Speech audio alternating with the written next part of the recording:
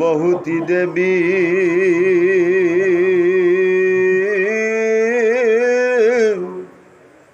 কৃষ্ণ পদ সেবী মুকুতি ভৈল যথাত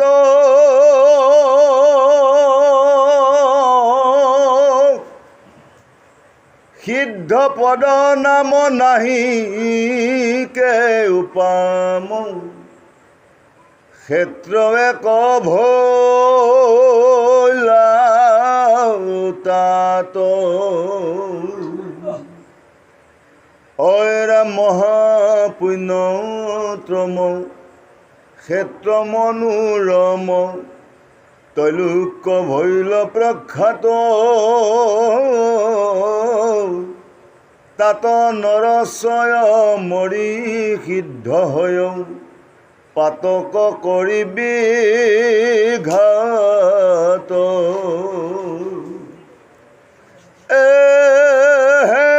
যুগব লেখিতো মন শুদ্ধ কৰি এৰিলন্ত্ৰ কলে বৰ যদি দেহে ত্ৰাণ ভৈল নদী নাহি তাৰ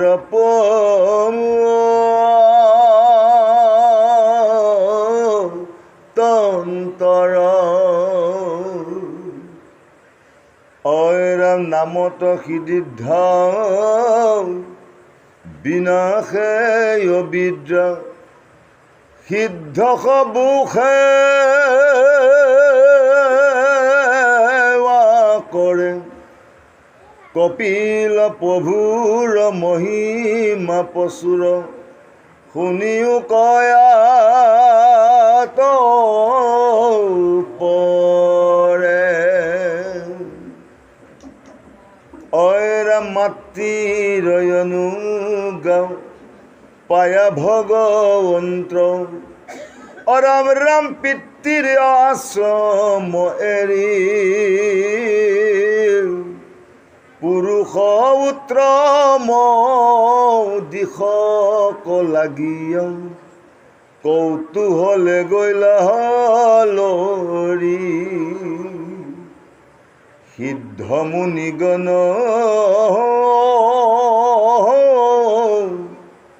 গন্ধৰ্ব চাৰণ যত অপেচৰ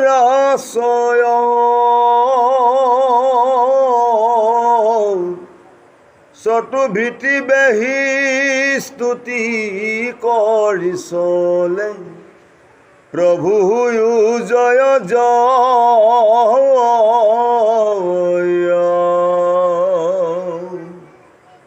পথে পথে আখি যত দেৱ ঋষি পৰি পৰি প্ৰণাময় তাসম্বাৰ মহাকুশল চিন্তিয়া চলি যন্ত্ৰ কৃপাময়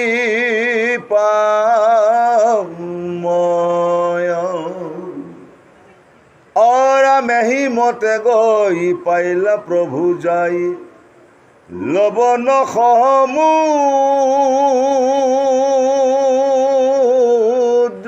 পাশো মাখিলা ঈশ্বৰ জানি সমুদ্ৰৰ মনত ভৈল উল্লাস জয় কৃষ্ণ জয় গুৰু শংকৰ সৰ্বগুণাকৰ জাকেৰি নাহিকে উপম তুহাৰি চৰণ কৰে শতকৌটি বাৰে কুপৰিভূতৰণ বাৰে কুপৰিভূতৰণ জয় জয়তে ধাৰাবাহিক হিসাবে চলি অহা প্ৰতি শনিবাৰে সাপ্তাহিক দুঘণ্টীয়া ভাগৱত যি পশ্চিম নৰভেটি ৰাস মণ্ডপত আয়োজন কৰা এই অনুষ্ঠানত সমাবেত হৈ থকা সমূহ ভকত ভকতনী যুৱক যুৱতী কিশোৰ কিশোৰী সবাৰে শ্ৰীচৰণত সেৱা নিবেদন জনাইছোঁ সেই গুৰু সমস্ত আইনতী সমস্ত ইতিমধ্যে দেৱহতী মাতৃয়ে কপিল মহাপ্ৰভুৰ পৰা যি জ্ঞান লাভ কৰিছিল আৰু যি উপদেশ পাইছিল সেই উপদেশসমূহ পালন কৰা, সেই কথাখিনি মৈত্ৰী মুনিয়ে নিজৰ আশ্ৰমত বিদুৰক সুন্দৰভাৱে কৈছিল। ডেকাপ্ৰভুজনাই সুন্দৰভাৱে বিশ্লেষণ কৰিছে। ইতিমধ্যে সেইভাৱে তেওঁ জ্ঞান লাভ কৰিছিল আৰু সেই জ্ঞান লাভ কৰি দেৱহতী মাতৃয়ে কেনেভাৱে গতি লাভ কৰিলে আৰু কি গতি লাভ কৰিলে আৰু কপিল মহাপ্ৰভুৱে কেনেকৈনো মাতৃ আজ্ঞা লৈ পৃথিৱী ভ্ৰমণ কৰিলে তাৰ ওপৰত আমাৰ নাথপ্ৰভুজনাই সুন্দৰভাৱে কীৰ্তন কৰি গৈছে। আমি পদবন্ধে আলোচনা কৰিব বিচাৰিছোঁ। এইখিনি কৰিবলৈ যাওঁতে অবাঞ্ছিতভাৱে ভুল ভ্ৰান্তি হ'ব পাৰে, ৰৈ যাব পাৰে। সমূহবিলাক ক্ষমা বিচাৰি আমি মাত্ৰ এভাগী ঘোষাৰে সেৱা দিছোঁ। কৃষ্ণ তোমাৰ চৰণ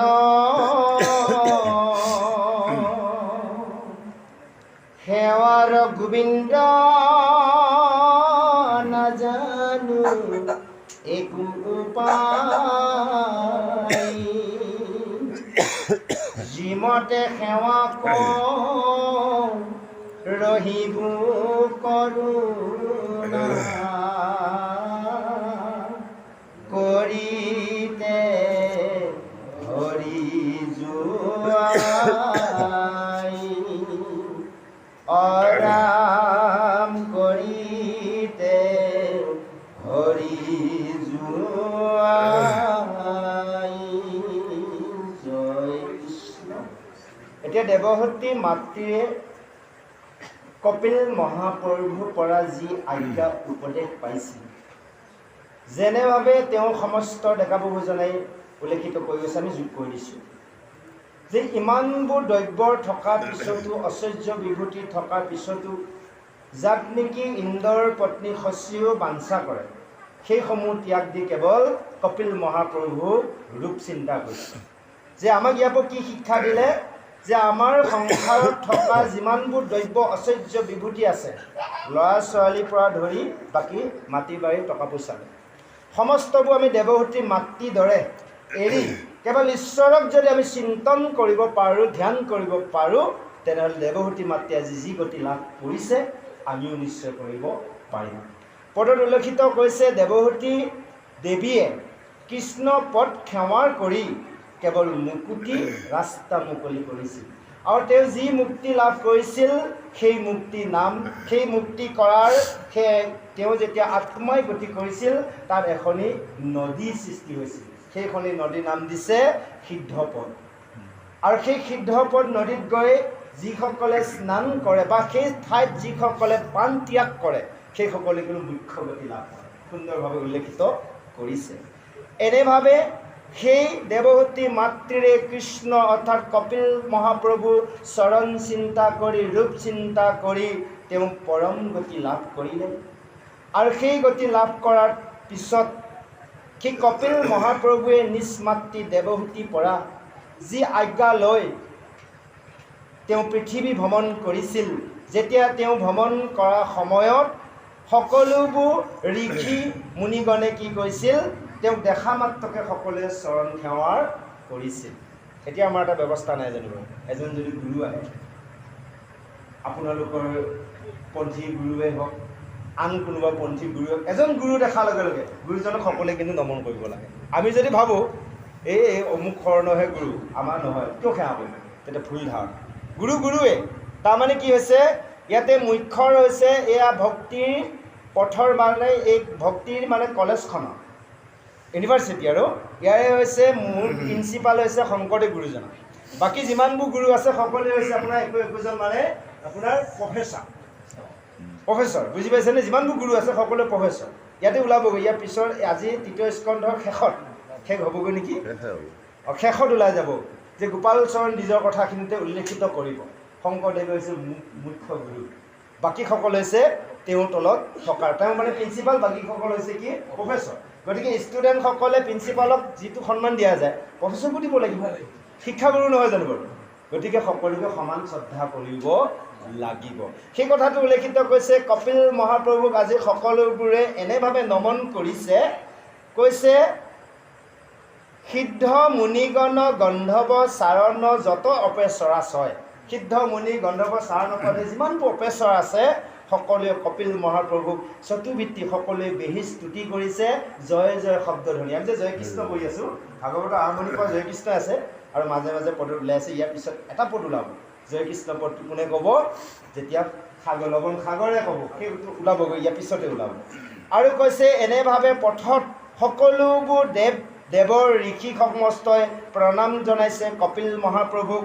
এনেভাৱে কপিল মহাপ্ৰভুক প্ৰণাম জনাওঁতে সকলোকে আশীৰ্বাদ প্ৰদান কৰি কপিল মহাপ্ৰভুৱে আগবাঢ়ি গৈ গৈ গৈ গৈ লৱণ সমুদ্ৰ সাগৰৰ পাৰত উপস্থিত হৈছে। সেই লৱণ সাগৰত উপস্থিত হোৱা মাত্ৰকে সেই সাগৰে নিজৰ ৰূপ ধাৰণ কৰি কপিল মহাপ্ৰভুক কেনেভাৱে কি ভাষাৰে শব্দৰে স্তুতি প্ৰণাম জনাব পিছৰ পদত সুন্দৰভাৱে দিয়া আছে। আহক আমি প্ৰভুজনক বলিষ্ঠ কণ্ঠৰে শ্ৰৱণ কৰোঁ। জয় কৃষ্ণ। ঐৰাম পূজাৰ সম্ভাৰ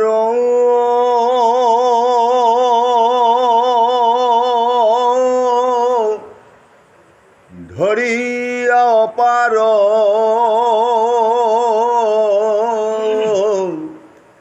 তেতিক্ষণে আইলা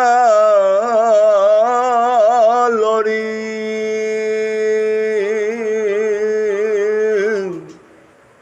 দণ্ডবতে পৰি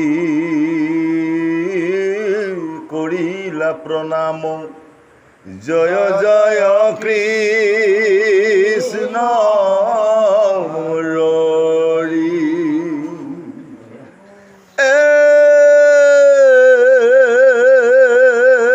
উঠি নম্ৰ ভাৱে ঈশ্বৰ কটাৱে দিলন্ত দিব্য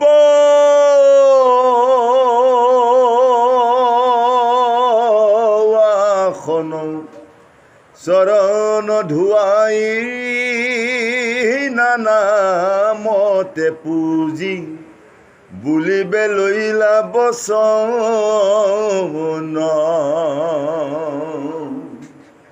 সমুদ্ৰ বদতি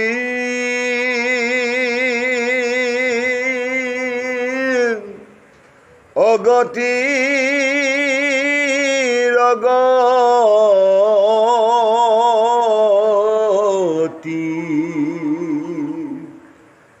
তুমি প্ৰভু কৃপা ময়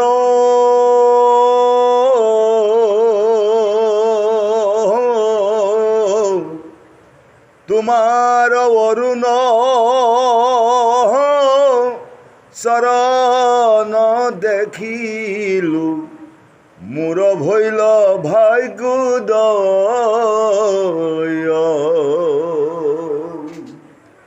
ঐৰাম আজিহে জনম সম্ফল কৰিলো নিস্তাৰিলো সবে ক্লেশ।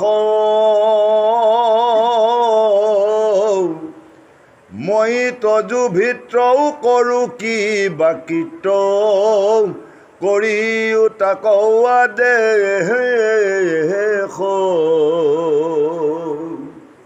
পাছে তীৰ্থৰাজ বুজি সবে কাজ ভৈলাৱাতি ৰংগ মন। উত্তম কৰিয়া গৃহে সমনিতে দিলা দিব্যস্থলে থান।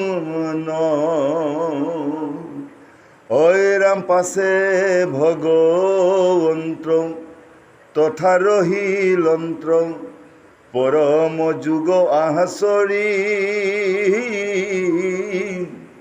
মহাতত্ত্ব জ্ঞানী সাংখ্য চাৰ্য সবে থাকে নিতে সেৱা কৰি। জয় কৃষ্ণ।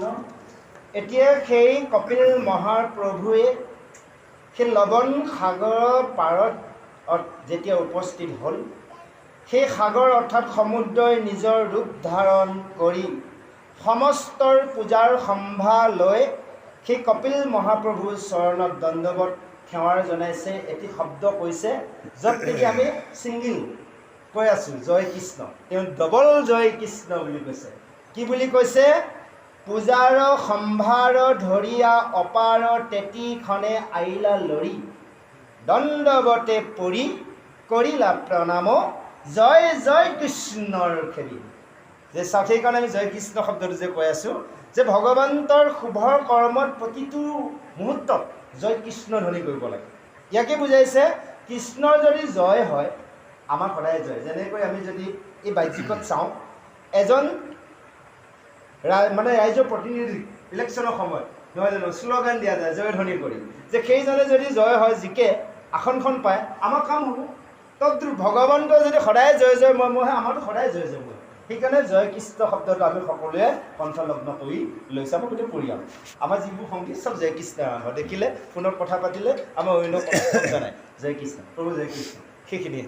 সেই জয় কৃষ্ণৰ বুলি আজি সমুদ্ৰৰ কপিল মহাপ্ৰভুক সেৱাৰ কৰিছে আৰু নম্ৰভাৱে ঈশ্বৰক তেনেকৈ তেওঁ আসন দিছে সুন্দৰভাৱে বহিবলৈ কপিল মহাপ্ৰভুক। আৰু তেওঁ কি কৈছে? চৰণ ধুৱাইছে কপিল মহাপ্ৰভুক, চৰণ ধুৱাই তেওঁ সেৱাৰ জনাই খুব নম্ৰভাৱে কপিল মহাপ্ৰভুক ক'বলৈ আৰম্ভ কৰিছে। সমুদ্ৰই কি বুলি কৈছে? হে প্ৰভু তুমি অগতিৰ গতি, হে প্ৰভু তুমি মোক কৃপা কৰিলা যে মই তোমাক যে দৰ্শন পালোঁ, মোৰ ভাগ্য উদয় হ'ল। যে আমাৰ সমস্তৰ ভাগ্য উদয় হৈছে। এই মহান কলিযুগত আমি জন্ম লাভ কৰি এনেভাৱে সদায় নোৱাৰিলেও প্ৰতি সপ্তাহত শনিবাৰে 2 ঘণ্টা যে সাধুসংগ আৰু ভাগৱত বাংময়মূৰ্তি ভগৱন্তক দৰ্শন কৰা সুবিধা পাইছোঁ, আমাৰ সমস্ত আপোনালোক সমস্ত ভাগ্য উদয় হ'ল।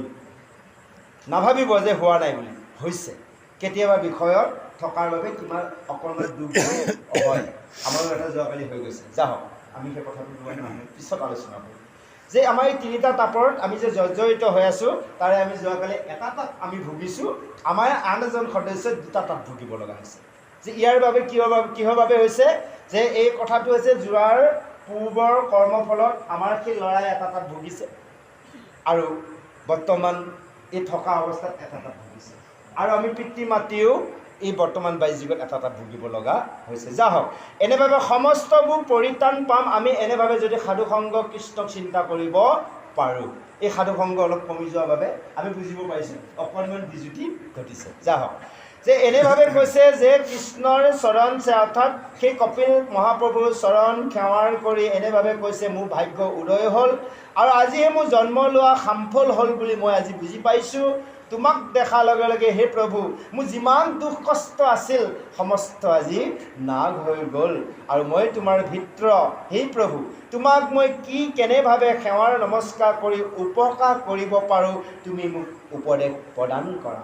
এনেভাৱে আজি সেই সমুদ্ৰ সমস্তৰ মনোভাৱ কথাৰ বুজি কপিল মহাপ্ৰভুৱে সুন্দৰভাৱে তেওঁ কথাখিনি শ্ৰৱণ কৰি কৈছে, পাছে তীৰ্থৰাজ বুজি সবে কাজ ভৈল আতি ৰংগ মন। যে সেই সমুদ্ৰৰ কথা শুনি মনৰ ভাৱ বুজি কপিল মহাপ্ৰভু মনত আনন্দ লাগিল আৰু সেই সমুদ্ৰই সেই পাৰতে তেওঁৰ তীৰতে এভাগী সুন্দৰ গৃহ নিৰ্মাণ কৰি দিলে। সেই কপিল মহাপ্ৰভুক থাকিবলৈ আশ্ৰম নিৰ্মাণ কৰিলে।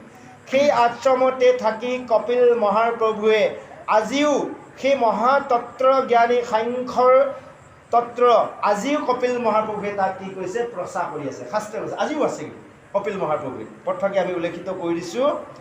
কৈছে পাছে ভগৱন্ত তথা ৰহিলন্ত পৰম যোগ আচৰি মহাতত্ত্ব জ্ঞানী সাংখ্য চাৰ্য সবে থাকে নিতে সেৱাৰ কৰি। যে সেই কপিল মহাপ্ৰভু তাত আজিও সেইসকলে সেৱাৰ কৰিছে, কিন্তু যুগবলে আছে। যুগবলত সেইসকলে সেইজন মহাপ্ৰভুৱে আজিও তাত আছে আৰু যুগবলৰ দ্বাৰাই সেইসকলে সেৱা কৰি থাকিব পাৰিছে। আহক ইয়াৰ পিছত সেই কপিল মহাপ্ৰভুৱে সেই মানে কি কয় সমুদ্ৰৰ পাৰত থাকি কিনো কৰে পিছৰ পদত সুন্দৰভাৱে দিয়া আছে। আহক আমি শ্ৰৱণ কৰোঁ। জয় কৃষ্ণ। কপিল ঈশ্বৰ আজিও আচন্ত সাংখ্য পথ পৱতাই তিনি উলুকৰ কুশল কমাত্ৰ চিন্তন্ত প্ৰভু সদা শুনিলা বিদুৰ কপিল প্ৰভুৰ যতে কম হিমাগন তুমি যিটো মুত কৰিলা প্ৰশ্ন কৰিলো হবে বৰ্ণন ও ৰামে দেৱহূতি সমে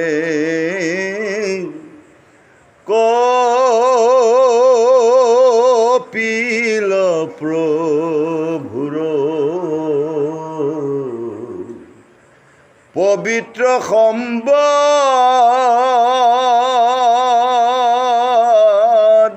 স্বয়ং তাক কহি মই তোমাৰ মনৰ চেদিলো সবে সংশয়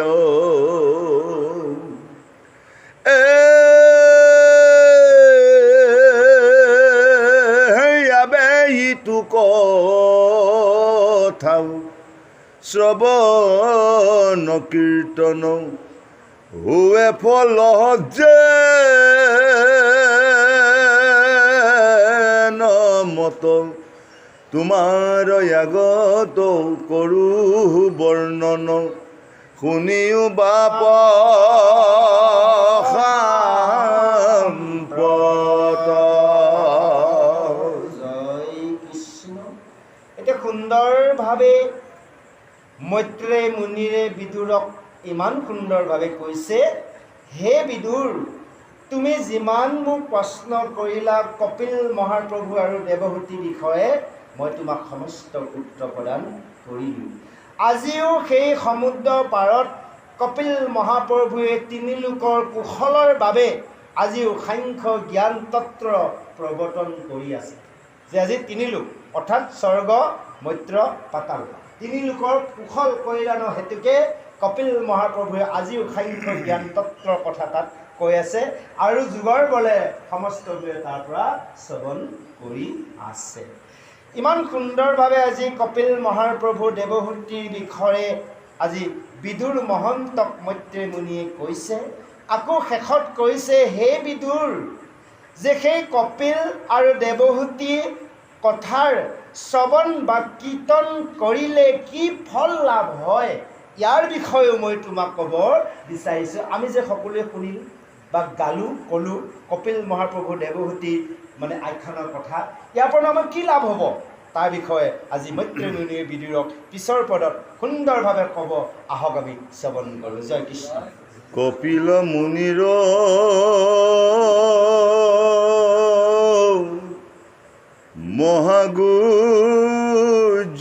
মহাগুৰ্যতম আকজি তুনৰ গণ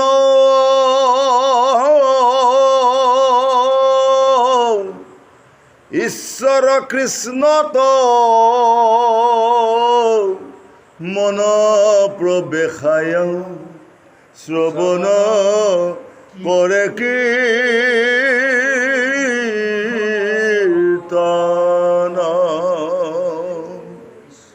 তেবে তাৰ ৰাখবে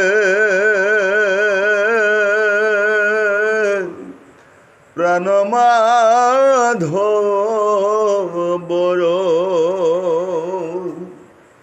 পাদপদ মে পাইব ঠাই জাহাত কৰিয়া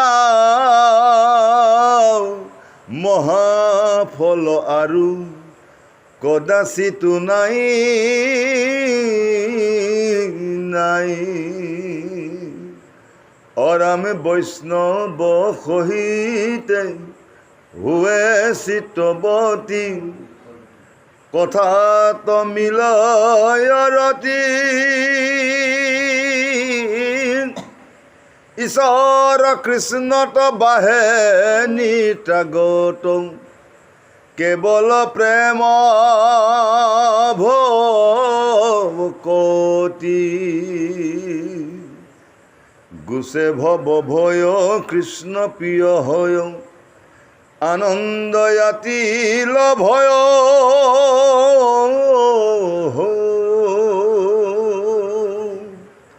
শ্ৰৱণ কীৰ্তন কৰে যিটো জন সমস্তে তাক নময়া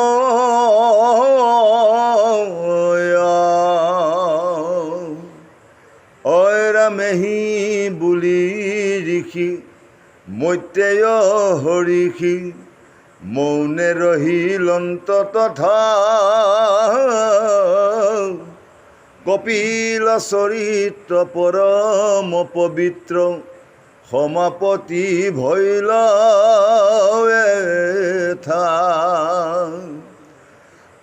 ৰামে তৃতীয় স্কন্ধৰ পদৰু শিকৰ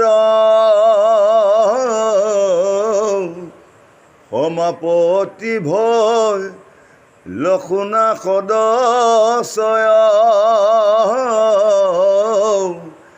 স্কন্ধু এটাৱত ভৈল সমাপত অকৃষ্ণ হৈ জয়া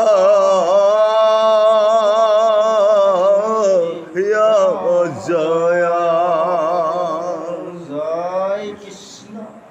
এতিয়া ইমান সুন্দৰভাৱে বিদুৰ মহন্তক মৈত্ৰেয় মুনিয়ে কৈছে, হে বিদুৰ, কপিল মুনিৰ যি মহাবৃহত্তম কথাৰ যিসকল নৰয় ঈশ্বৰ কৃষ্ণক মন নিবেদন কৰি শ্ৰৱণ বা কীৰ্তন কৰে। আমি এনেই শ্ৰৱণ কীৰ্তন কৰিলে নহ'ব, কৃষ্ণ প্ৰভু ভগৱন্তক আমি মন সম্পূৰ্ণভাৱে নিবেদন কৰি শ্ৰৱণ বা কীৰ্তন কৰিব লাগিব। ইয়াতে যদি বহি আছোঁ কৃষ্ণ কথাৰ শুনিছোঁ এবাৰ, ঘৰলৈ কিন্তু মনটো দি আছোঁ, তেনেহ'লে সেইজনে একো ফল নহ'ব, মিছাতেহে পাব। তেনেকৈ কি বুলি কৈছে, হস্তি স্নান সমূহ হাতী গা ধোৱা নোধোৱাৰ কি পাব, হাতী গা ধুৱাই দিয়ালৈ সুৰ ডালে বালি মাৰি দিয়াৰ পিছত আৰু তাৰ কোনো অৰ্থহীন, হয়নে নহয়? গতিকে তদ্ৰূপ আমি যদি ইয়াত বহি থাকি যদি ঘৰত কিবা কাইলৈ কৰা কৰ্মৰ পৰিকল্পনা বনাই আছোঁ, তেনেহ'লে মিছাতে শ্ৰৱণ কৰা হ'ব, মিছাতে ইয়াত সময় বৃথাহে খৰচ কৰা হ'ব। আমি আগতে এদিন কৰি থৈ গৈছোঁ, বেলেগ এটাৰ মানে কৰ্ম বা এজন খোৱাপান মানে হেৰি তুলনা দিছিলোঁ, যে তেনেভাৱে কৈছে। কিন্তু আমি কি কৰিব লাগিব, সেই শ্ৰৱণ কীৰ্তন কৰা সময়ত আমি মনটো কি কৰিব লাগিব, কৃষ্ণৰ প্ৰভু ভগৱন্তৰ চৰণত নিবেদন কৰিব লাগিব। সেইকাৰণে আসনখন লোৱাৰো নিয়ম আছে, অন্য একো নিয়ম নাথাকিলেও যিসকলে যদি গুৰু নোলোৱা কোনোবা থাকে আছে তেনেকুৱা যে আহি শ্ৰৱণ কৰিছে, অন্য নহ'লে ইয়াত জয় কৃষ্ণ বুলি শব্দ এটা কৈ আছিলোঁ, জয় কৃষ্ণ বুলি আসনখন লওক, মনে মনে বহক, বাছ জয় কৃষ্ণ কৃষ্ণ শব্দৰ ইয়াত যিমান ওলাই আছে ভাগৱতৰ পদৰ বৃহত্তত্বৰ কথা একান্তভাৱে শ্ৰৱণ কৰক, মনটো কৃষ্ণলৈ নিবেদন কৰক, তেনেহ'লে তাৰ ফলটো পোৱা যাব। শ্ৰৱণ কীৰ্তন কৰিলে নহ'ব, ইয়াৰ এটা বিধান দিছে যে সেই বিধানৰ মৰ্মে কৰিব লাগিব। আৰু শেষত পিছৰ পদত কৈছে, তেৱেহে তাৰ সম প্ৰাণ মাধৱ পাদপদ্মে পাইবা ঠাই জাতক জাহাত কৰিয়া মহাফল আৰু কদাচিতো নাই নাই, যে তেতিয়াহে সেইজন কৃষ্ণৰ পাদপদ্মৰ ঠাই পাব। আমি কৃষ্ণৰ চৰণত ঠাই বিচাৰি থাকিলেও নহ'ব এনেই, কিন্তু যদি আমি কৃষ্ণক চৰণত আমি মনটো নিবেদন কৰিব পৰা নাই, তেনেহ'লে সেই ঠাইত আমাৰ স্থান নাই। যদি আমি নিবেদন কৰিব পৰা নাই, আমাৰ তাত স্থানেই নাই। সেইকাৰণে আমি অন্তত অন্য নোৱাৰিলেও সাধু সংগ কৰা সময়ত, শাস্ত্ৰৰ শ্ৰৱণ কীৰ্তন কৰা সময়ত, নাম প্ৰসংগ কৰা সময়ত কেৱল আমাৰ মন প্ৰাণ সমস্ত কৃষ্ণ প্ৰভু ভগৱন্তক নিবেদন কৰি আমি কৃষ্ণ কৰ্মকণ কৰিব লাগিব। তাৰপিছত আমি বিষয়কৰ্মলৈ আহিবই লাগিব, কৰিবই লাগিব। তেহে আমি সেই বিষয়ৰ পৰা কেনেকৈ পৰিত্ৰাণ পাম, ইয়াত উল্লেখিত কৈছে পিছৰ পদত। আৰু কৈছে এনেভাৱে বৈষ্ণৱৰ যেতিয়া সৈতে মিত্ৰৱৰ্তী কৰা যায়, তেনেহ'লে সেই কথাটো আৰু আনন্দৰ এটা বেলেগ সুকীয়া বস্তু দিছে। আমি যেনেকৈ এতিয়া সাধু সংগ কৰিলোঁ, ধৰি ল'লোঁ আমি নাথ প্ৰভুক খুব ভাল পাওঁ, আমাৰ ডেকা প্ৰভুসকলক বেয়া পাওঁ, সেয়া হ'লেও নহ'ব। কৃষ্ণই তাত কিন্তু সেইজনক কৃপাই নকৰে। উল্লেখিত কৈছে কি বুলি কৈছে, বৈষ্ণৱ সহিতে হুৱে মিত্ৰৱতী কথাত মিলয়ৰ ৰতি কথা পাতোঁতেও তাত ৰতি হ'ব লাগিব, আনন্দ থাকিব লাগিব, আগ্ৰহী শ্ৰদ্ধা প্ৰেম থাকিব লাগিব। আৰু কৈছে ঈশ্বৰ কৃষ্ণ চৰণে যিজনে কৰৰ প্ৰেম ভকতি। দুইটা বস্তু দিলে যে ঈশ্বৰ কৃষ্ণ চৰণৰ প্ৰেমভাৱে ভক্তি কৰিব লাগিব, আনন্দৰভাৱে। আৰু সাধুসংগ ভকতৰ লগত সংগ কৰিলে কথা পাতিলেও তাতো আনন্দ শ্ৰদ্ধাৰ বাবে কথা পাতিব লাগিব। আমাৰ আকৌ এনেকুৱা হয় নহয়, মুখত এটা কথা পেটত এটা কথা। যে এনেভাৱে যদি আমি সাধুসংগ কৰোঁ, এনেভাৱে যদি কৃষ্ণ গুণ কীৰ্তন কৰোঁ, তেনেহ'লে তাৰ পৰা আমি একো ফল নেপাম। সেইকাৰণে আমাক ভাগৱত শাস্ত্ৰই সকলোকে একত্ৰিত কৰি আমাক ভক্তি পথটো সুন্দৰভাৱে মুকলি কৰি দিছে। যে যদি আমি ভাগৱতী হৈছোঁ, ভাগৱত ধৰ্ম আচৰণ কৰিছোঁ, তেনেহ'লে আমি এই আজি কপিল মহাপ্ৰভুৰ আৰু দেৱহূতি আখ্যানত বিদুৰ মহন্তক আজি মৈত্ৰেয় মুনিয়ে যি কথাৰ উপদেশ দিছে সেইসমূহ আমি কিন্তু পালন কৰিব লাগিব। আৰু তেতিয়াহে কি হ'ব বুলি কৈছে, গুচয় ভৱ ভয়, এই ভৱ সংসাৰৰ যি ভয়, আমাৰ জন্ম মৃত্যুৰ ভয় হয়নে বাৰু, তিনিটা তাপৰ ভয়, বিভিন্নৰ ভয়ত আমি জৰ্জৰিত হৈ আছোঁ, এই ভয়সমূহ নাগ হ'ব। কেতিয়া নাগ হ'ব? দুটা কাম আমি কৰিব লাগিব শুদ্ধভাৱে, কৃষ্ণ চৰণত প্ৰেম ভক্তি, সাধুসংগত প্ৰেম ৰতি। যে আনন্দভাৱে আমি ভাগৱতলৈ আহিছোঁ, ইয়াতে সকলোৱে নমন কৰি আনন্দভাৱে বহিছোঁ, কথা পাতিছোঁ হাঁহি মুখে আনন্দভাৱে, তেনেহ'লে কৃষ্ণৰে আমাক কৃপা কৰিব।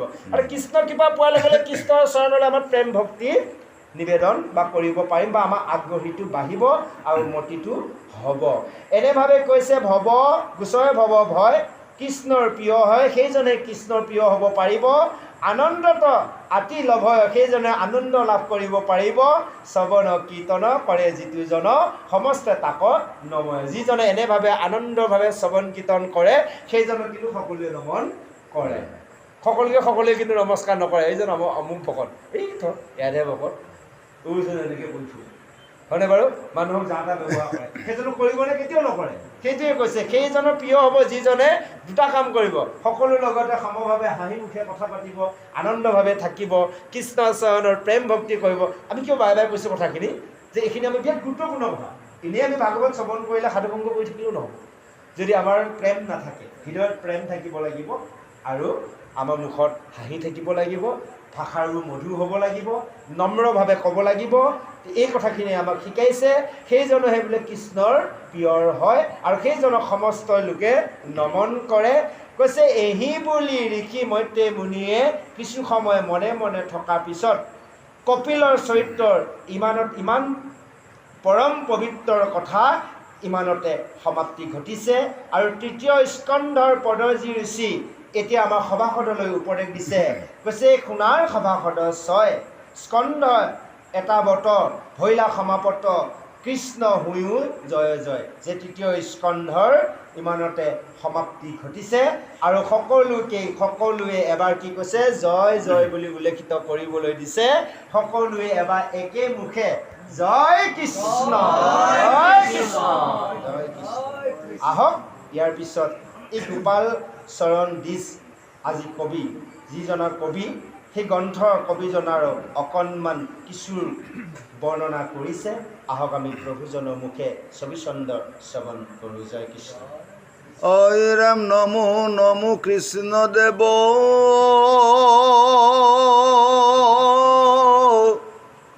তজু পদে কৰোঁ সেৱ, অনাথ পালক কৃপাময়, পতিত জনৰ গতি তুমি মাত্ৰ যদুপতি, জয় জয় নন্দৰতনয়,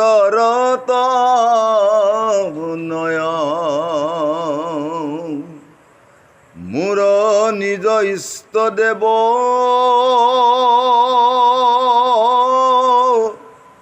তুমি বিনে নাহি কেৱ, তজু পদে কৰে আছো সাৰ, হে অনাথৰ বন্ধু ভগৱন্ত কৃপা সিন্ধু, নকৰিবা বাপ পৰিহাৰ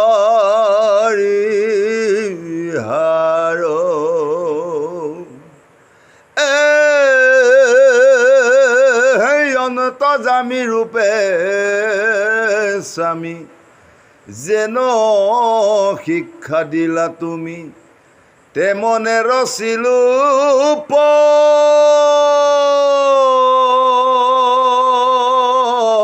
পদস্বয়ং আৰু বহাতুতা যত ভৈল মোৰ অজ্ঞানত তাক নাথ সমীবে গয়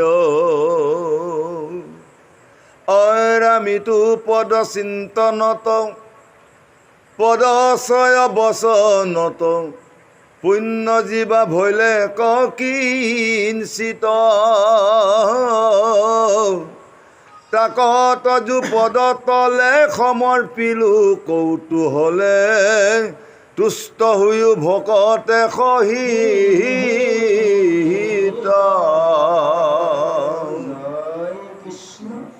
আজি কবিজনাৰ গোপাল চৰণ দিজে গ্ৰন্থৰ তৃতীয় স্কন্ধৰ সমাপ্তিত তেওঁ ভগৱন্তৰ চৰণত এনেভাৱে নিবেদন জনাইছে হে প্ৰভু কৃষ্ণদেৱ তোমাৰ চৰণত মই সেৱাৰ কৰিছোঁ এই অনাথক তুমি কৃপা কৰা যে হে প্ৰভু তুমি পতিতৰ জনৰ গতি যে তুমি মাত্ৰ যদুপতি জয় জয় নন্দনতন তুমি পতিতৰ জনৰহে গতি যে সেই পতিত আমি হ'ব লাগিব ভগৱন্তৰ পতিত হ'ব লাগিব যে ভগৱন্তৰ যদি আমি পতিত হ'ব পাৰোঁ আমাক কৃপা কৰিব আমি সেইজন পতিত হ'ব নোৱাৰাৰ বাবে আমাক কৃপা ভগৱন্তৰ পৰা নাপাওঁ বাবে আমি দুখত পৰিব লগা হয় সেইকাৰণে আমাৰতো ৰাসত গাই থাকিব লাগিব পতিত বন হৰি পতিত বন পতিত নতাৰিলে নাম কি কাৰণ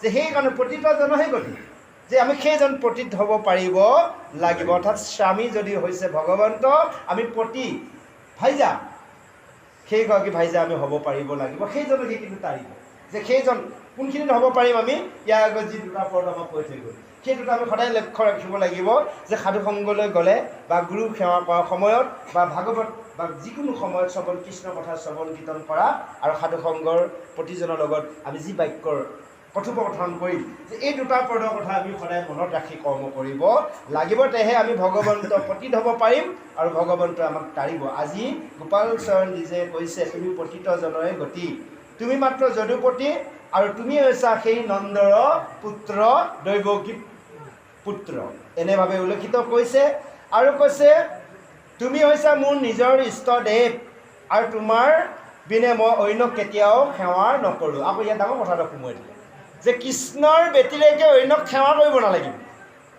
যদি কৃষ্ণকো সেৱা কৰোঁ অন্যজনকো সেৱা কৰোঁ তেনেহ'লে কিন্তু সেই পতিত হ'ব নোৱাৰে কিয় পতিত হ'ব নোৱাৰে যদি মোৰ স্বামী এতিয়া আমাৰ আইসকলে স্বামী বুজিছে নহয় জানো এজনেই স্বামী যদি এজনক এৰিছে আন এজনলৈ গৈছে আন এজনক গৈ আন এজনক ভজিছে তে সেইগৰাকী কিবা পতি হ'ব পাৰিব নেকি যে সেইগৰাকী ভাইজা হ'ব পাৰিব নেকি তাৰ কিবা পতি কিবা মানে সিদ্ধান্ত আছে নেকি বোলে অমুকো তাইৰ স্বামী তমুকো স্বামী কোনো ইজনেও তেওঁক নেচায় সিজনো নেচায় সময় সত্যহীনা বুলি হয়নে বাৰু তদ্ৰূপ যে আমিও যদি ভকতি দিশত বেবিচাৰী হওঁ তেনেহ'লে ভগৱন্তে আমাক কৃপা নকৰে সেইকাৰণে কৈছে কোনজনক কৃপা কৰিব কোনজন পতিত হ'ব পাৰিব এই কৃষ্ণক যিজনে ভজিব উল্লেখিত কৈছে মোৰ ইষ্টৰ নিজৰ ইষ্টদেৱ তুমি বিনে নাহি কেব তজুপদে কৰি আছোঁ সাৰ হে অনাথৰৰ বন্ধু ভগৱন্ত কৃপা সিন্ধু নকৰিবা বাপ পৰিহা যে হে প্ৰভু তোমাৰ ব্যতিৰেকে মই অন্যক কাকো ভজা নাই চিন্তা কৰা নাই তোমাকে চিন্তা কৰিছোঁ তোমাকে সাৰ কৈছোঁ তুমি মোক অনাথ নকৰিবা যে আমাকো নকৰিব যদি আমি এক কৃষ্ণ সত্তাই যদি কৃষ্ণক আমি পূজোঁ আৰু শেষত কৈছে তুমি অন্তৰ্যামী ৰূপে সকলোকে শিক্ষা দিছা আৰু তেনেভাৱে তুমি মোকো অলপ জ্ঞান দিয়াৰ বাবে আজি ভাগৱতৰ এই পদছয় মই কি কৰিলোঁ, অসমীয়ালৈ সংস্কৃতৰ পৰা অনুবাদ কৰিলোঁ। এইখিনি কৰিবলৈ যাওঁতে যি বহা তোতা হৈছে সমস্তবোৰ অজ্ঞানত হৈছে বুলি ভাবিছোঁ। প্ৰভু তুমি এইখিনিকো মোক ক্ষমা কৰিব লাগে।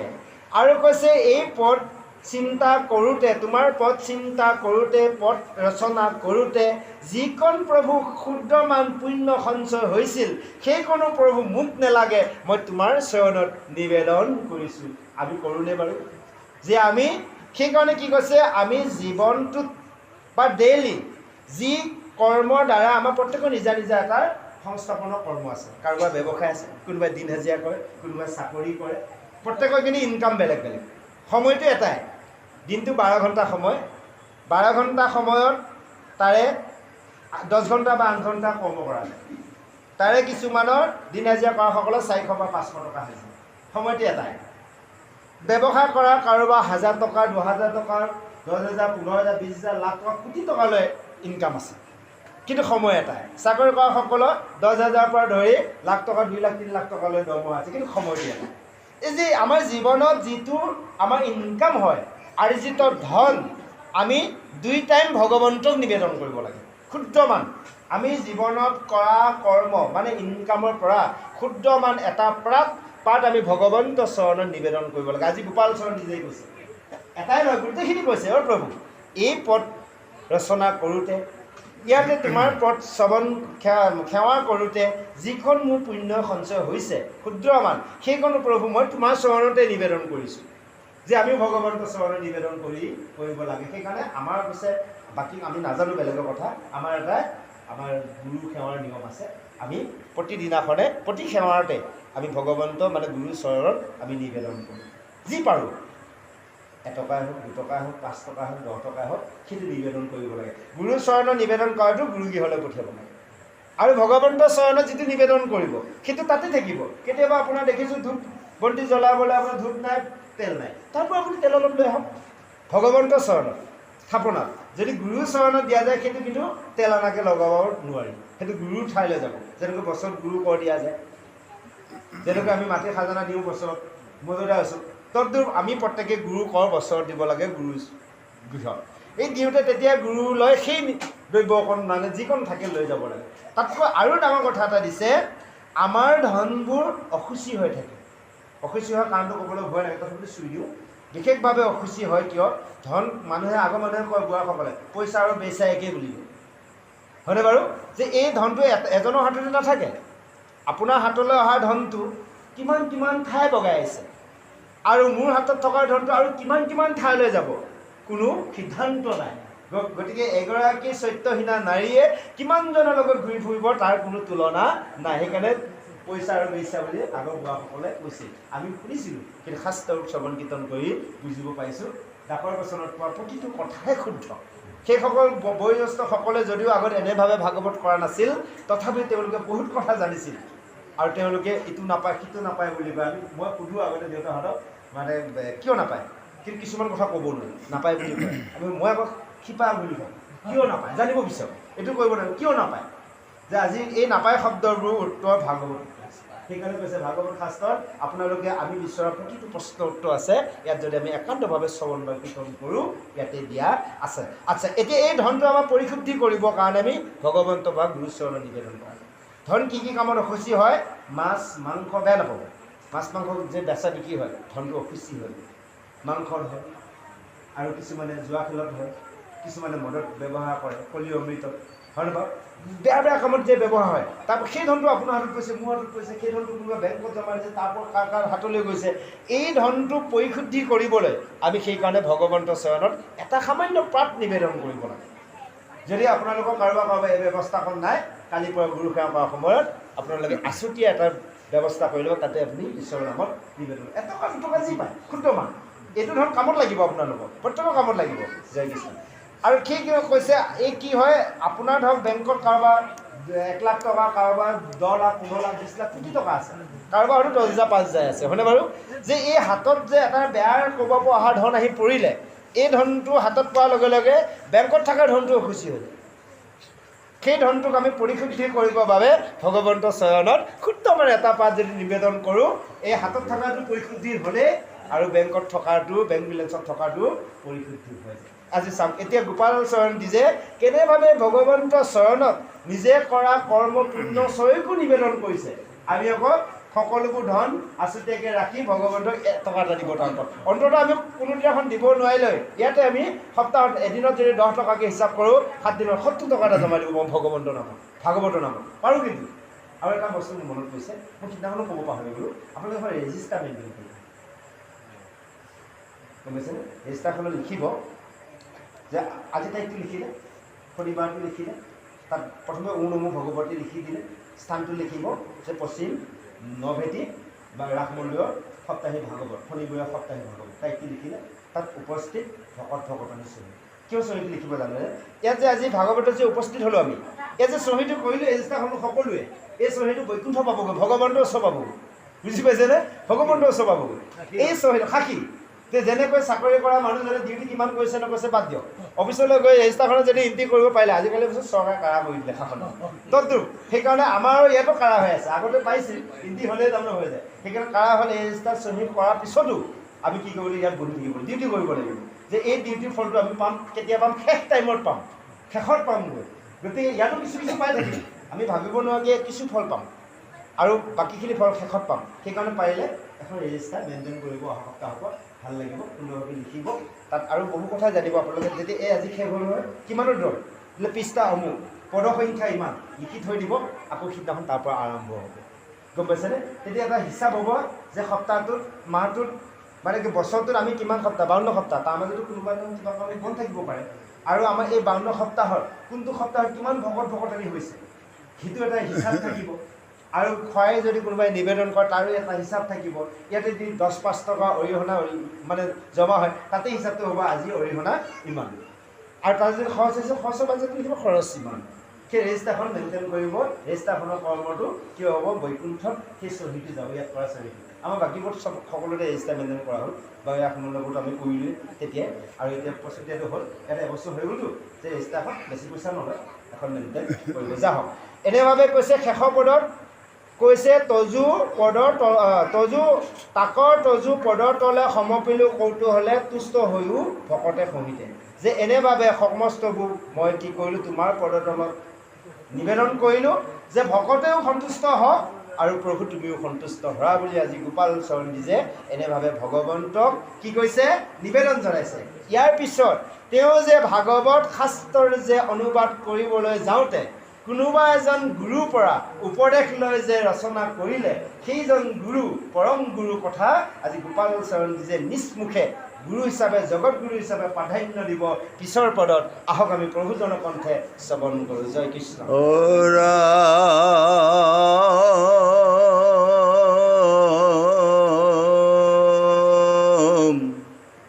কৃষ্ণৰ একান্ত নিস্ত্ৰ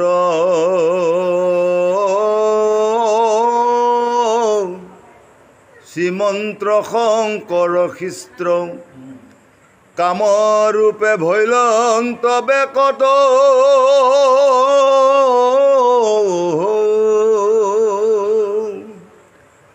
লোকৰ চিন্তি আহিত পাখণ্ডক দমিনিত প্ৰচাৰিলা ভক্তি বহুমত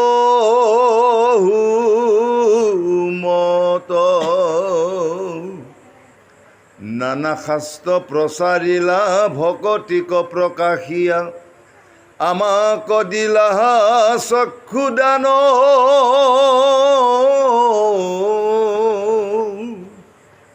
কোটি কোটি কল্প যদি উপকাৰ কৰি আতি তভুৰি নোখোজা নাযায়তান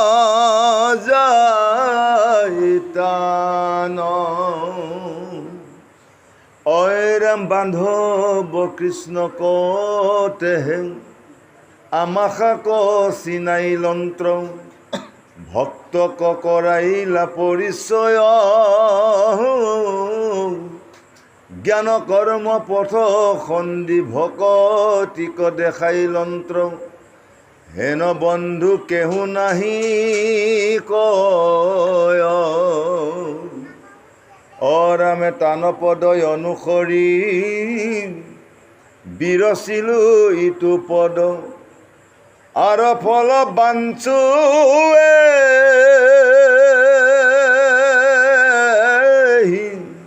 মহান তান্ত মূৰ ৰৌকমতী বৈষ্ণৱত হৌক প্ৰীতি মূৰ জন্ম হৌক যিটো স্থান। জয় কৃষ্ণ। এতিয়া সেই গোপাল চৰণ দ্বিজে কৈছে যে তেওঁ কৃষ্ণৰ একান্ত শিষ্য, একান্ত মানে তেওঁ দাস, আৰু কৈছে শংকৰদেৱৰ শিষ্য বুলি কৈছে। কিয় ক'লে জানেনে? তেওঁ গোপাল চৰণ দ্বিজ হৈছে দামোদৰদেৱৰ শিষ্য, কিন্তু শংকৰদেৱৰ শিষ্য বুলি কৈছে। এটা শব্দ কৈছে যে এই ভাগৱত ভাগ ৰচনা কৰিবলৈ যাওঁতে, অনুবাদ কৰিবলৈ যাওঁতে শংকৰদেৱৰ পৰা পাৰ্মিশ্যন লৈহে কৰিছে গোপাল চৰণ দ্বিজ, কিন্তু শিষ্য হৈছে দামোদৰদেৱৰ শিষ্য, কিন্তু শংকৰদেৱৰ আজ্ঞা লয়। তেওঁ এনেভাৱে প্ৰাধান্য দিলে শংকৰদেৱ গুৰুজনাক। এই ভাগৱতৰ ৩য় স্কন্ধৰ শেষত গোপাল চৰণ দ্বিজৰ পৰিচয় দিওঁতে কৈছে সেইজন গোপাল চৰণ দ্বিজ জন্ম হৈছিল কামৰূপত। তেওঁ কামৰূপত জন্ম হৈ এনেভাৱে কৃষ্ণৰ গুণ কীৰ্তন কৰাৰ সুবিধা পালে। কাৰ কৃপাত? শংকৰদেৱ গুৰুজনা আজ্ঞাত। পদফাঁকিত কৈছে কৃষ্ণৰ একান্ত নিষ্ঠ শ্ৰীমন্ত শংকৰ খ্ৰীষ্ট কামৰূপে ভৈলা বেকত যে লোকৰ চিন্তিয়া হিত পাখণ্ডৰ দমিনীত পচাইলা ভক্তি বহুমত। যে লোকসকলৰ হিত চিন্তা কৰি পাখণ্ডসকলক দমন কৰাৰ ব্যৱস্থা কৰি, লোকসকলৰ হিত চিন্তা কৰি কোনে কৰিলে প্ৰচাৰ? জ্ঞান আজি গোপাল চৰণ দ্বিজে। আকৌ গোপাল চৰণ দ্বিজে কৈছে যে নানাৰ শাস্ত্ৰ প্ৰচাৰিলা সেইজন শংকৰদেৱ গুৰুজনাই ভকতি প্ৰকাশিয়া। যে আমাৰ দৰে এজন অজ্ঞানিকো চকুদান দিলে। কোনে? শংকৰদেৱ গুৰুজনাই গোপাল চৰণক চকুদান দিলে এইখন ভাগৱত কৰাৰ সুবিধা দি। আকৌ কৈছে যে চকুদান দিলে, কৈছে সেইজন গুৰুক মই কোটি কোটি কল্প যদিও মই উপজি জন্ম লাভ কৰোঁ, তথাপিতো তেওঁক মই ঋণ পৰিশোধ কৰিব নোৱাৰোঁ। সেইকাৰণে আমি 5জন গুৰুৰ ঋণ কোটি কোটি জন্ম কল্প আমি জন্ম ল'লেও ঋণ পৰিশোধ কৰিব নোৱাৰোঁ। যে পিতৃ মাতৃ হৈছে আমাৰ প্ৰধান গুৰু, তাৰপিছতে আহিলে আমাৰ শিক্ষা গুৰু, হয়নে বাৰু? দীক্ষা গুৰু, ভগৱন্তটো আছেই, ভগৱন্ত মূলত আছেই গুৰু। যে এইকেইজন গুৰুক আমি সদায় নমন কৰিব লাগিব আমাৰ জীৱনটো থকালৈ। যে এই গুৰুসকলৰ যেতিয়া কৃপা হ'ব তেতিয়াহে আমাৰ মুখ্য লাভ হ'ব। সেইকাৰণে আমাৰ ভাগৱতৰ আৰম্ভণিতে কোৱা যায় ধ্যানং মূলং গুৰু মূৰ্তি পূজাৰ মূলং গুৰু পদ মন্ত্ৰ মূলং গুৰু বাক্যং মুখ্য মূলং গুৰু কৃপা। যদি আমি মুখ্য পদ পাব লগা হয় আমি গুৰু কৃপা পাব লাগিব। আৰু গুৰু কৃপা আমি কেতিয়া পাম? যদি আমি নিত্য গুৰু সেৱা কৰোঁ, গুৰু গৃহলৈ সঘনাই অহা যোৱা কৰোঁ, গুৰুক যদি গৈ আমি সত্ৰৰ সেৱা নমস্কাৰ কৰি থাকোঁ, গুৰুৰ পৰা 2-এটা জ্ঞান উপদেশ লৈ থাকোঁ, বছৰত যদি গুৰুক দি থাকোঁ। যদি শৰণ ভোজন ল'ব লাগে ল'লোঁ আৰু সেই লোৱা দিনাখনেই গ'লোঁ আৰু গুৰু গৃহত যোৱাৰ নিয়ম নাই, তেনেহ'লে সেইজনে গুৰু কৃপা কেতিয়াও নেপায়। যিমান আমি মুখ্য লাভ কৰিবৰ বাবে গুৰুৰ লগত যিমান আমি সঘনাই আমি সংস্পৰ্শ কৰিম, গুৰুৰ লগত আটা যাত্ৰা আমি কথা বতৰা হ'ম, সেৱা নমস্কাৰ জনাম, সিমান সোনকালে আমি মুখ্য গতি লাভ কৰিব পাৰিম। সেইকাৰণে কৈছে ধ্যানং, আকৌ কৰিছোঁ ধ্যানং মূলং গুৰু মূৰ্তি। আমি গুৰু মূৰ্তিটো আমি ধ্যান কৰিব লাগিব। ভগৱন্তৰ মূৰ্তিটো কৰিমেই, গুৰু সেৱা কৰাৰ সময়ত এই যে গুৰু আসনখন আছে এক্সট্ৰাকৈ, আমি গুৰু মূৰ্তি আমি ধ্যান কৰিব লাগিব। আৰু কৈছে গুৰু সেৱা, গুৰু চৰণত সেৱা কৰিব লাগিব। পূজা মূলং গুৰু পদত আমি পূজা কৰিব লাগিব। মুখ্য মূলং গুৰু কৃপা, তেতিয়া আমি গুৰু কৃপা পাম আৰু তেতিয়া আমি মুখ্য পদ লাভ কৰিব পাৰিম। প্ৰত্যেকৰ নিজা নিজা গুৰু, অকল যে আমি সেই শৰণ ভোজন দিয়া গুৰুজনকে আমি কৰিব লাগিব সেইটো কোৱা নাই। পিতৃ মাতৃ যদি জীয়াই আছে তেনেহ'লে পিতৃ মাতৃ আমি সদায় সেৱা নমস্কাৰ কৰিব লাগিব। বৃদ্ধা হৈছে বৃদ্ধা বিদ্ৰোহ হৈছে, তেওঁলোকক আমি কি হৈছে, তেওঁলোকক জৰা ৰোগত ভুগিব লগা হৈছে, তেওঁলোকক আমি কি কৰিব লাগিব, ট্ৰিটমেণ্ট কৰিব লাগিব। যদি পিতৃ মাতৃয়ে উঠা বহা কৰা কষ্ট পাইছে, তেওঁলোকক উঠা বহা কৰাব লাগিব, তেহে আমি ঋণ পৰিশোধ কৰিব পাৰিম। ভাগৱতৰ দশম স্কন্ধত শেষত লিখিছে আমাৰ তিনিটা ধাৰ লগত লাগি আহে। কি কি ধাৰ দিছে জানে? এটা দিছে গুৰু ধাৰ, 1 নম্বৰতে। গুৰু কোন? পিতৃ মাতৃ। বাকী সকল গুৰু আছে পিতৃ মাতৃৰ পৰা ধৰি 5জন গুৰু। 2 নম্বৰ দিছে দেৱৰ ধাৰ। দেৱ কোন? কৈছে শাস্ত্ৰৰ উত্তম গীতা ভাগৱতৰ ধৰ্ম উত্তম নাম, দেৱৰো উত্তম দৈৱকী নন্দনৰ চৰণে কৰো প্ৰণাম। সেইজন দৈৱকী নন্দন দেৱৰ ধাৰ। 3 নম্বৰত কৈছে ঋষি ধাৰ। ঋষি কোন? ঋষি হৈছে ভকত। কলিযুগৰ ভকতসকল হৈছে ঋষি। যে সেই ভকতসকলৰ ধাৰ, গুৰুসকলৰ পিতৃ মাতৃকে কৰি গুৰু ধাৰ আৰু ভগৱন্তৰ ধাৰ, 3টা ধাৰ আমি পৰিশোধ কৰিব লাগিব। 3টা ধাৰ আমি কেনেকৈ পৰিশোধ কৰিম? যদি পিতৃ মাতৃকে কৰি বিভিন্ন গুৰুক আমি যদি সেই শ্ৰদ্ধা সেৱা জনাইছোঁ, ভগৱন্তৰ সেৱাকণ সদায় কৰিছোঁ, হয়নে বাৰু? আৰু সাধুসংগ যদি কৰিছোঁ, তেনে 3টা ধাৰ আমাৰ পৰিশোধ হৈ আছে। ভগৱন্তৰ দেৱৰ ধাৰটো পৰিশোধ হ'ল ঈশ্বৰৰ সেৱা কৰাত। পিতৃ মাতৃক সেৱা নমস্কাৰ আপ্যায়ন কৰি থাকোঁতে, গুৰুক সেৱা কৰি থাকোঁতে গুৰু ধাৰ মূল। তাৰপিছত ঋষি ধাৰটো পৰিশোধ কেনেকৈ হ'ব? এই যে সাধুসংগ কৰিলোঁ, এয়া সাধুসংগ কৰিলেও আমাৰ ঋষি ধাৰ পৰিশোধ নহ'ব। আমি পাৰিলে মাহেকে পষেকে সাধু ভকতক 2-4জনক মাতি নিজৰ গৃহলৈ পদধূলি নিয়াই আমি গুৰু সেই ঋষিসকলক ভকতসকলক সেৱা ল'ব লাগিব। আমি ভকত মাতোঁ কেতিয়া? ঘৰত সকাম এটা পাতিছোঁ, ভকত মাতিছোঁ, এনেও মাতিব লাগে। এই যে আমি নিগুণ শাস্ত্ৰ যে শ্ৰৱণ কীৰ্তন কৰিছোঁ, তেতিয়া আমি নিগুণ ভক্তি কৰিবলৈ, নিষ্কাম ভক্তি কৰিব লাগিব। মাহ প্ৰসাদ একো উলিয়াব নালাগে। এই ভাগৱত ভাগ চলি আছে।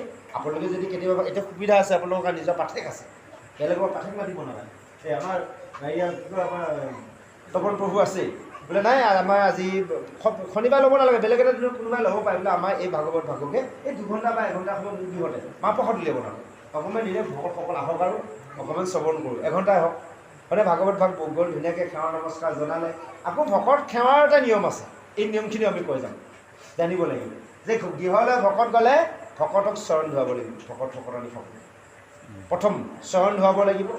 চৰণ ধুৱাই চৰণত জল অভিষেক ল'ব লাগিব। তাৰপিছত ভকতসকলক বহিবলৈ দিলে, কিবা যদি আপ্যায়ন কৰিলে, নহ'লে নাই, শাস্ত্ৰ আৰম্ভ হ'ল, ঘোষা ফাঁকি ধৰিলে, আৰম্ভ আগত সেৱা জনালে, সুন্দৰভাৱে বহিলে, শ্ৰৱণ কৰিলে। আৰু এটা আছে, ভকত আপ্যায়ন কৰাৰ সময়ত ত্ৰিবস্ত্ৰহে কৰিব লাগিব, তেতিয়াহে তাৰ ফলটো পোৱা যায়। আমাৰ বহুতকে দেখা যায় গেঞ্জিটো পিন্ধি থাকে, আচলতে নহয়। সেৱকী, মূল সেৱকীজনে ত্ৰিবস্ত্ৰই কৰিব লাগিব। তেওঁ ধুতি চেলেং গামোচা বাঢ়ি বেলেগ থাকিব নোৱাৰিব, তেতিয়াহে ভকত আপ্যায়নত ভগৱন্তই সন্তুষ্ট। গম পালে? যদি ভগৱন্ত কৰ্মকণ কৰোঁতে ত্ৰিবস্ত্ৰই কৈছোঁ। কলি যুগত হৈছে ভকত হৈছে ভগৱন্তৰ প্ৰতিনিধি। একাদশ স্কন্ধত উদ্ধৱ কৃষ্ণ কৈ থৈ গৈছে যে যদি ভকতক ভগৱানক সেৱা কৰোঁতে ত্ৰিবস্ত্ৰ কৰোঁ, তে ভকত যদি ভগৱন্তৰ প্ৰতিনিধি হয়, তে ভকতক সেৱা কৰোঁতে মই ত্ৰিবস্ত্ৰ কৰিব লাগিব, নালাগিব নেকি বাৰু? যে সেই কথাটো উল্লেখিত কৰিছে। আকৌ অৱশেষত ভকত যেতিয়া গৃহৰ পৰা প্ৰস্থান হ'ব, বিদায় ল'ব, সেই সময়ত এভাগী বস্ত্ৰ, শুদ্ধ পবিত্ৰ বস্ত্ৰ পাই, অৰ্থাৎ আমি চেলেঙকে পোৱাৰ ব্যৱস্থা কৰিছোঁ, নতুন চেলেং, আমি সেইটোৱে কৈছোঁ যে সকলো ভকতৰ চৰণৰ ধূলি ক্ষত লোৱাৰ ব্যৱস্থা কৰিম। কেনেকৈ ল'ম? পদধূলি সেই ভাগত দি থৈ আহিব লাগিব।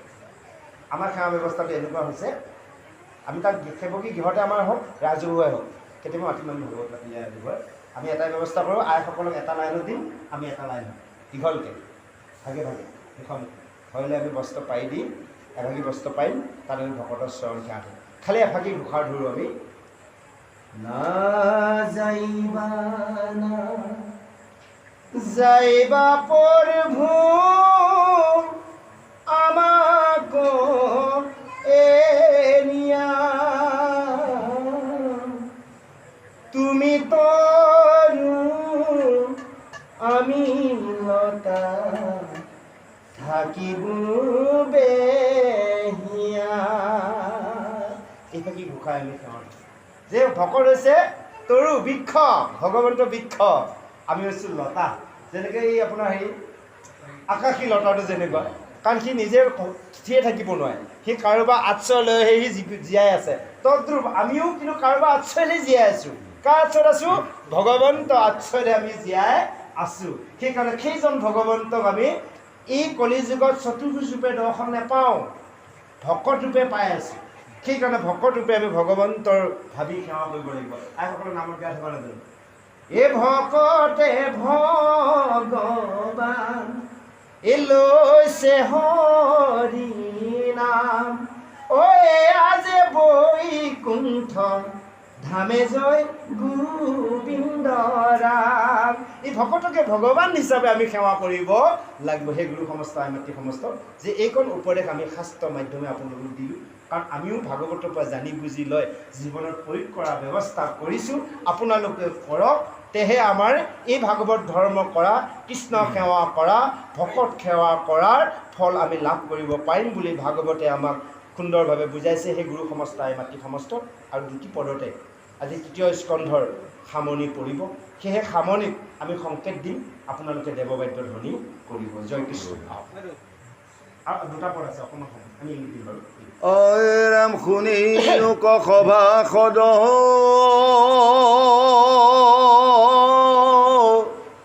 তৃতীয় স্কন্ধৰ পদ নিশবদ হৈয়া মন তুষ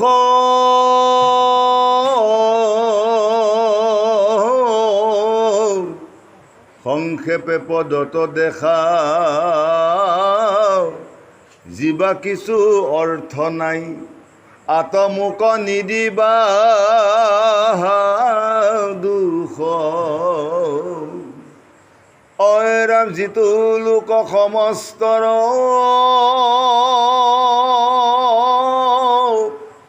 যেন মতে প্ৰীতি কৰ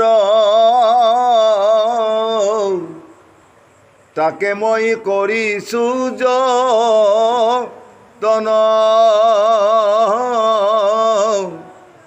বৈষ্ণৱ সন্তোষ ভৈলে ঈশ্বৰ কৃষ্ণৰ পাৱে নিত্য হুৱে ভকতি বৰ্ধন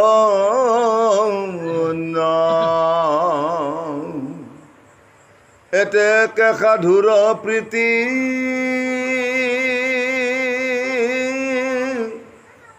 সাধিবাক প্ৰেম ভাৱ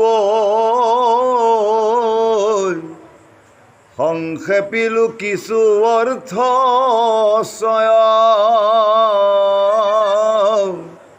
সিটো দুখ পৰিহৰি শুনিওক যত্ন কৰি মাধৱৰ কথা সোধা ময়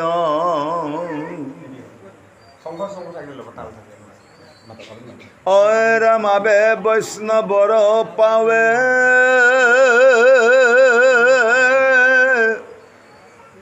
হৰিওক প্ৰেম ভাৱে জ্ঞান কৰ্মে আশা দূৰ কৰি গোবিন্দৰ দাস নিজ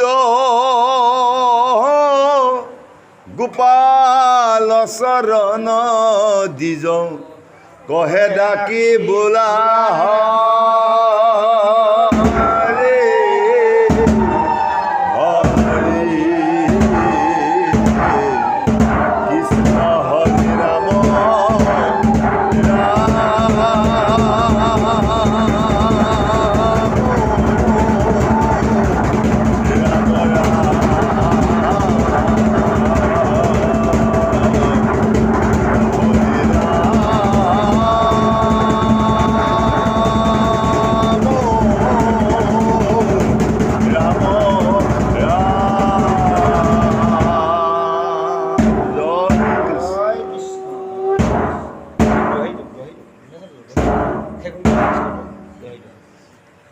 ঐৰাম আবে বৈষ্ণৱৰ পাৱে ধৰিওক প্ৰেম ভাৱে জ্ঞান কৰ্মে আশা দূৰ কৰি গোবিন্দৰ দাস নিজ গোপাল চৰণ দিজ কহে ডাকি বোলা হয়